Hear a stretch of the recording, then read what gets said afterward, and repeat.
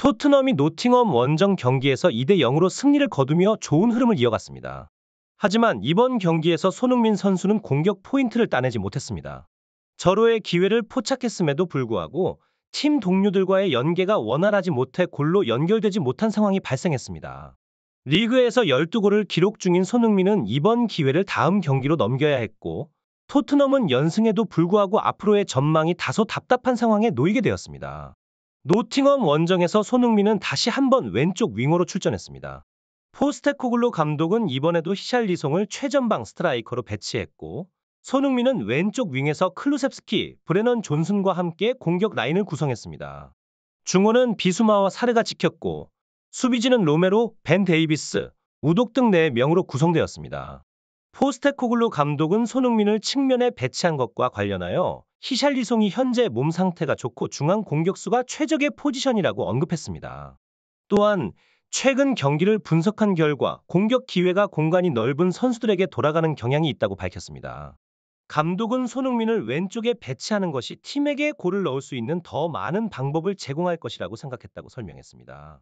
노팅엄은 리그 16위에 위치해 있으며 최근 몇 경기에서 많은 실점을 기록했던 만큼 이번 경기에서 매우 수비적으로 나섰습니다. 토트넘의 이번 노팅엄 원정 경기에서는 강력한 수비 전략이 돋보였습니다. 수비형 미드필더를 포함한 5명의 선수가 골문 앞을 치열하게 지켰고, 중원의 두 선수도 적극적으로 수비에 가담했습니다. 결과적으로 역습을 담당하는 공격수 2명을 제외한 전원이 수비벽을 구성했죠. 토트넘은 철저한 공격 축구를 구사했음에도 불구하고 노팅엄의 견고한 수비벽을 뚫기가 쉽지 않았습니다. 전반전 내내 거의 80%에 가까운 점유율을 유지했지만 박스 근처에만 가도 수비수들이 두세 명씩 달라붙는 교착 상태로 많은 시간이 흘렀습니다. 특히 손흥민 선수는 원톱이 아닌 측면에서 활약했음에도 불구하고 공을 잡을 때마다 최소 3명의 수비가 몰려들어 골 기회를 차단당했습니다.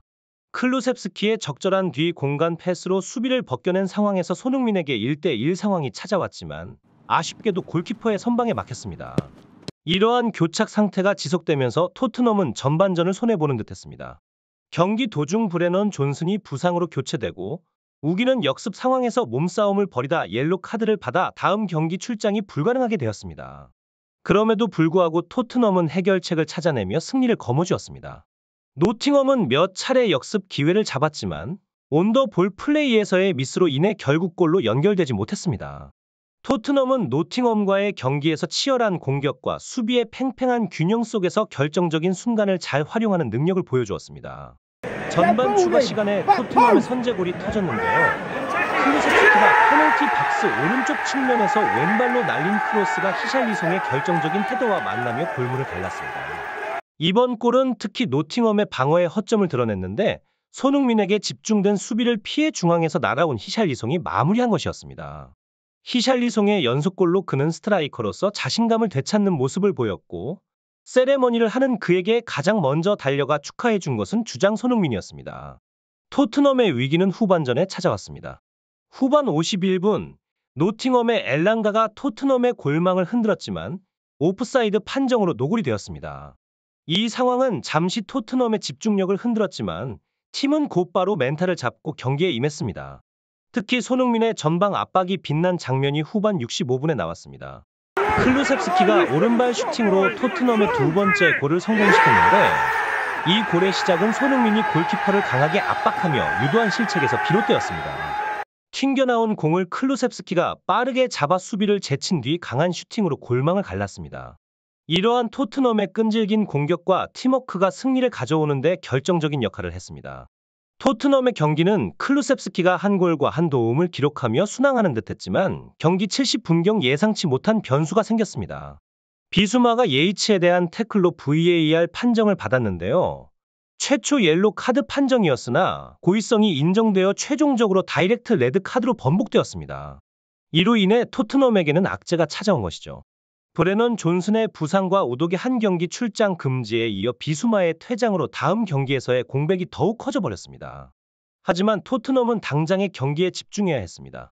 비록 인원이 10명으로 줄었지만 토트넘은 전술을 빠르게 전환했습니다. 히샬리송을 빼고 수비적으로 전환하며 점수 차이를 지키기로 했습니다. 이때 손흥민이 원톱 자리로 변경되었고 그는 즉시 역습 기회를 잡았습니다.